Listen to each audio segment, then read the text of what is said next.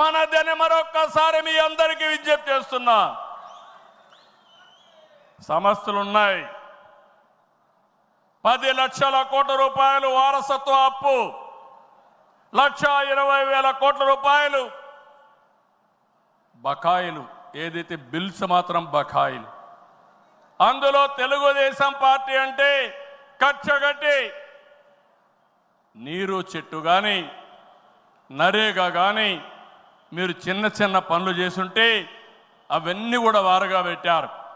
నేను ఒకటే చెప్తున్నా, అవసరమైతే కేంద్రానికి కూడా చెప్పాం, కావాలని దగ్గర అకౌంట్లు క్లోజ్ చేసే పరిస్థితి వచ్చారు. అన్నీ కూడా ఓపెన్ చేయించాం, కేంద్రంతో మాట్లాడుతున్నాం. మన దగ్గరుండే అన్ని అకౌంట్స్ క్లియర్ చేసే బాధ్యత ఈ ప్రభుత్వం తీసుకుంటాం. నేను స్పష్టమైన ఆదేశాలు ఇచ్చానని ఈ మహానాడులో మీ అందరికీ విజ్ఞప్తి చేస్తున్నా.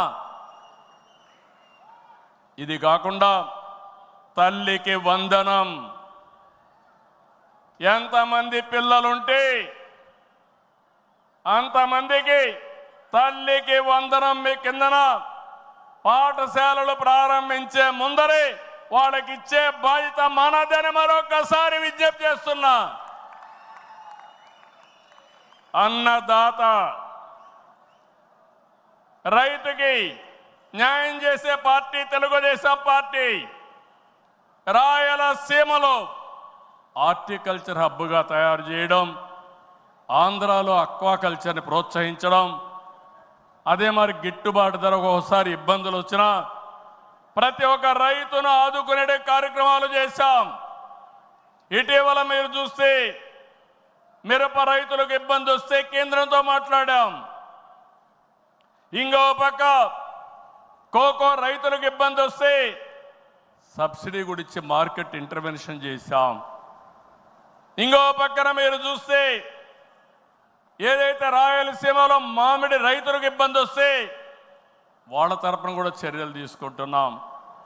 అంతేకాదు ఇక్కడికి వచ్చినప్పుడు పొగాకు రైతులకు ఇబ్బంది వస్తే వాళ్ళకు కూడా ఇంత రేట్ అని తప్పకుండా ఇవ్వాలని ఇది పెట్టుకున్నాం. అన్నదాత 20,000 రూపాయలు ఇస్తా అన్నాం.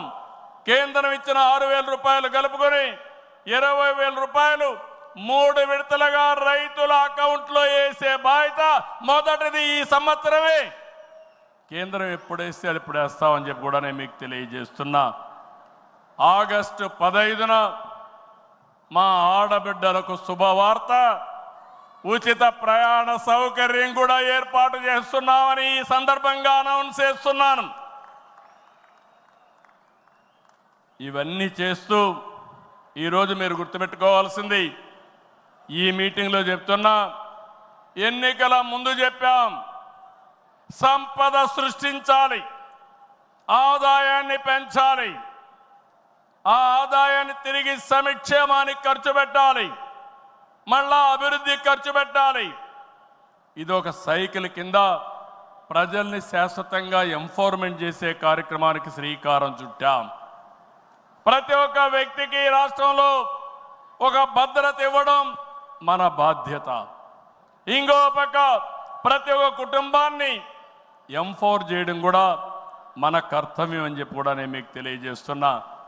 దీనికి టెక్నాలజీ ఉపయోగిస్తాం. నేను ఇప్పటికే మీరు చూస్తూ ఉంటారు, కడాన మన కార్యకర్తల్ని ఎంపిక చేయాలన్నా, మన నాయకుల్ని పదవులకు, పార్టీ పదవుల్లో, ప్రభుత్వ పదవుల్లో ఎంపిక చేయాలంటే కార్యకర్తల అభిప్రాయాన్ని, ప్రజల అభిప్రాయాన్ని తీసుకునే ఈ పార్టీ ప్రభుత్వ సర్వీసుల పైన కూడా ఎప్పటికప్పుడు ప్రజాభిప్రాయం సేకరించి ఎవరైనా అధికారులు పనిచేయకపోతే పని చేయించే బాధ్యత, ప్రజల అభిష్టం ప్రకారం పనిచేసే బాధ్యత మనం తీసుకుంటామని మరొకసారి తెలియజేస్తున్నా. అందుకే టెక్నాలజీ మొట్టమొదటిసారిగా ఐటీ మినిస్టర్ గారి ఆధ్వర్యంలో వాట్సాప్ గవర్నెన్స్ తీసుకొచ్చాం. ఇదో గేమ్ చేంజర్. రేపు రాబోయే రోజుల్లో మీరు గుర్తుపెట్టుకోండి, ఎక్కడికి పోయే పని లేదు. దర్జాగా ఒక మెసేజ్ ఇస్తే ఆ పని చేసి మళ్ళీ రిపోర్ట్ చేసే బాధ్యత ఆ అధికారి తీసుకుంటాడు.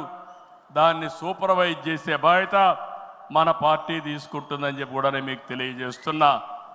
దీనివల్ల అవినీతి పూర్తిగా తగ్గిస్తాం. ఇంకొక విషయం కూడా మీ అందరికీ చెప్తున్నా, భవిష్యత్తులో ఇప్పుడిప్పుడే కాదు, డీబీటీ కోసం, డైరెక్ట్ బెనిఫిట్ కోసం పోరాడిన పార్టీ తెలుగుదేశం పార్టీ. నేను డిజిటల్ కరెన్సీ రిపోర్ట్ ప్రధానమంత్రికి ఇచ్చినప్పుడు వారిని ఒకటే రిక్వెస్ట్ చేశాను, మీరు ఈరోజు 500, 1000 రూపాయలు రద్దు చేస్తున్నారు, ఇంకా 2000 రూపాయలు కొత్తగా తీసుకొచ్చారు. అవసరమైతే 500, 1000, 2000 రూపాయలు రద్దు చేయండి, డిజిటల్ కరెన్సీ పెట్టండి. ఎవరైనా అక్రమార్కులు ఉంటే ఈజీగా పట్టుకోగలుగుతాం. ఇవన్నీ రద్దు చేయమని కోరాను. ఈ సభ సందర్భంలో మళ్ళీ ఒకసారి డిమాండ్ చేస్తున్నా, ఈరోజు అందరికీ డిజిటల్ కరెన్సీ వచ్చింది. పార్టీకి డొనేషన్ ఇవ్వాలన్నా ఒకప్పుడంతా లిస్ట్ అంతా ఇచ్చి చదివేవాళ్ళం. ఇప్పుడు నేరుగా మీ ఫోన్ ద్వారా పార్టీ అకౌంట్లోకి డబ్బులు చెల్లించే పరిస్థితికి వచ్చారంటే ఈ 500, 1000, 2000 రూపాయల అవసరం లేదు. రాజకీయాల్లో డబ్బులు పంచే అవసరం ఉండకూడదు. ప్రజా సేవే పరమావిధిగా చేసుకుని మనం పనిచేస్తే ప్రజలు మనకు ఓట్లేస్తారని చెప్పి కూడా నేను మీకు తెలియజేస్తున్నా. మీరు నాతో ఏకీభవిస్తున్నామంటే అన్ని పెద్ద పెద్ద నోట్లన్నీ రద్దు చేయాలని గట్టిగా చప్పట్లు కొట్టి హర్షాన్ని, ఆమోదాన్ని తెలియజేయండి. అప్పుడే ఈ దేశంలో పూర్తిగా అవినీతి పోతుంది. దీనికి కూడా మనం శ్రీకారం చుడతామని చెప్పి కూడా నేను మీకు తెలియజేస్తున్నా. మనందరి విధానం అన్ని ప్రాంతాల అభివృద్ధి, వెనుకబడిన ప్రాంతాలమైన ప్రత్యేకమైన శ్రద్ధ, ఉత్తరాంధ్ర పైన ప్రత్యేకమైన శ్రద్ధ పెడతాం. అమరావతి పూర్తి చేస్తాం. రాయలసీమ అభివృద్ధి మన బాధ్యత. సమగ్ర అభివృద్ధి మన విధానం. అయితే వెనుకబడిన ప్రాంతాల అభివృద్ధి పైన ఎక్కువ ప్రాధాన్యత పెడతాం. సాగునీరు ఇవ్వడం ద్వారా సీమలో స్థితిగతులు మార్చాలని మొదటి సంకల్పం చేసిన వ్యక్తి ఎన్టీఆర్. అభివృద్ధి దూరదృష్టితో కడప, కర్నూలు, అనంతపురం జిల్లాల్లో ఫ్యాక్షన్ అంతం చేశాం. తెలుగు గంగ, కేసీ కెనాల్, హంద్రీ నీవా, నగరి గాలేరు, ముచ్చుమర్రి ఈ ప్రాజెక్టులు పూర్తిగా చేపట్టింది, పూర్తి చేసిన పార్టీ తెలుగుదేశం పార్టీ. రాయలసీమ ముఖ చిత్రాన్ని మార్చిన పార్టీ తెలుగుదేశం పార్టీ. 30 ఏళ్ల క్రితమే ఇజ్రాయెల్ నుంచి డ్రిప్ ఇరిగేషన్ తీసుకొచ్చి 90% సబ్సిడీతో మైక్రో ఇరిగేషన్ ఇచ్చే పార్టీ తెలుగుదేశం పార్టీ అని చెప్పి నేను మీకు తెలియజేస్తున్నా. పోయిన 5 ఏళ్లలో చూస్తే ఒక్క పైసా ఇరిగేషన్ ఖర్చు పెట్టలేదు. అది 14-19లో 12,000 కోట్ల రూపాయలు ఖర్చు పెట్టాం. ఈరోజు హంద్రీ నీవా వెడల్పు చేసే కార్యక్రమం పరిగెత్తా ఉంది. ఈ సంవత్సరమే పూర్తి చేసి మళ్ళీ చివరి భూములకు నీళ్లు ఇవ్వాలనే సంకల్పంతో ఈ ప్రభుత్వం ముందుకు పోతున్నాం.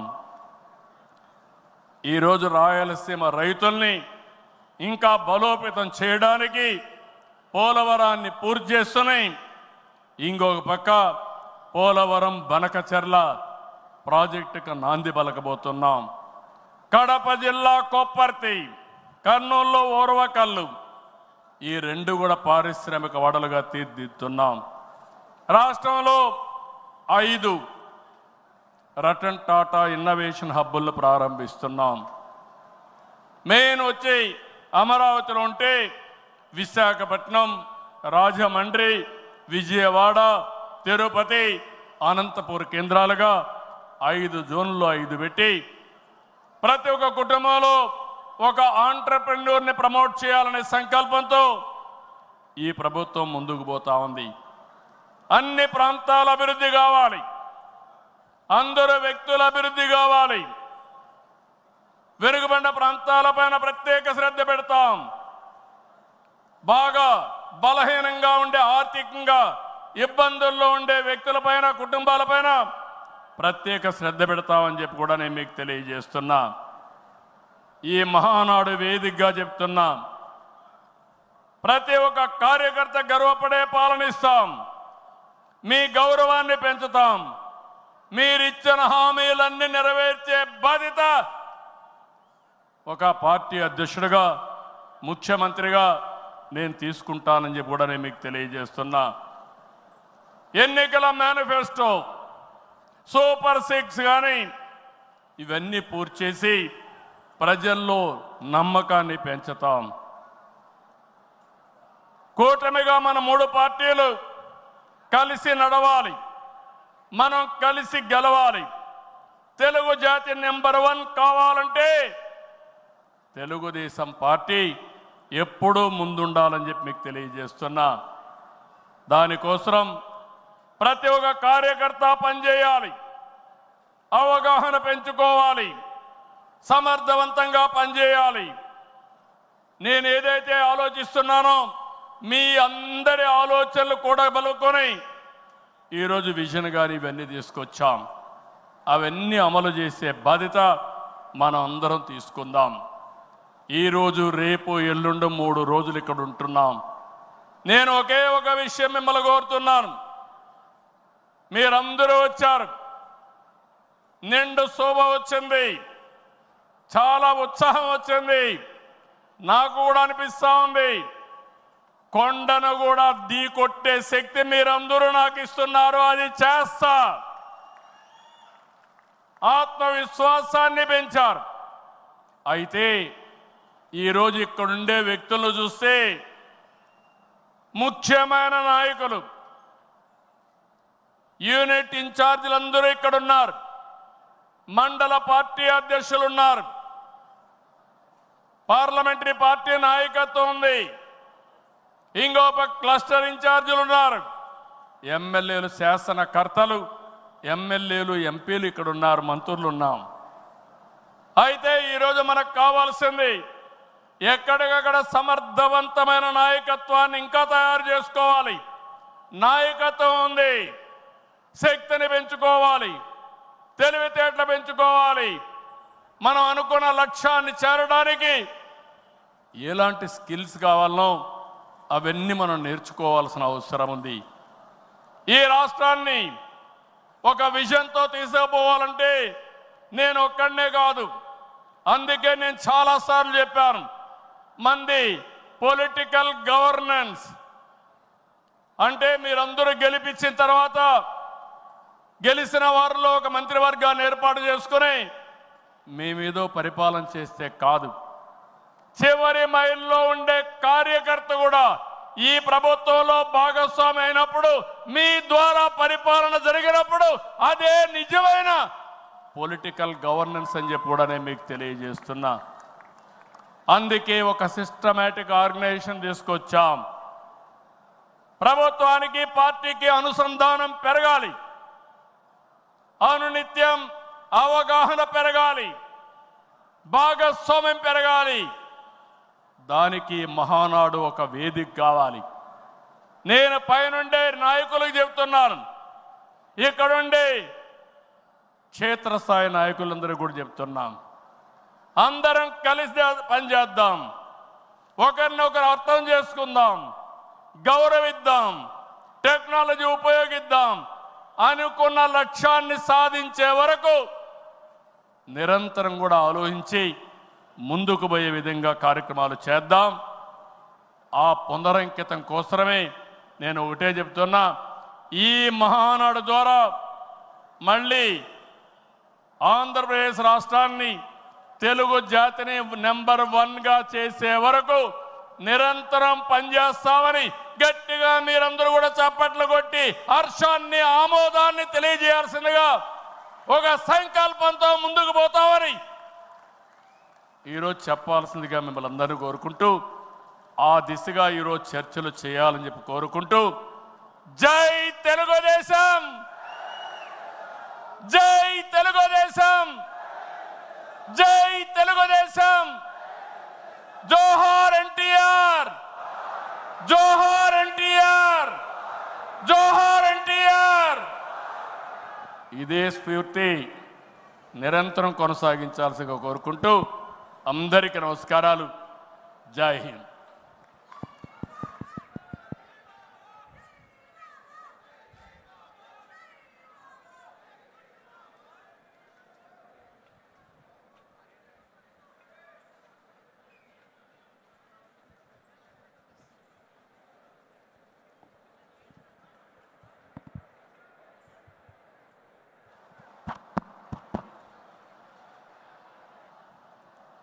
అద్భుతమైన ప్రసంగంతో మనందరికీ దిశానిర్దేశనం చేసినటువంటి గౌరవ ముఖ్యమంత్రి గారికి మన పార్టీ అధ్యక్షులకు హృదయపూర్వకంగా ధన్యవాదాలు తెలియజేస్తూ,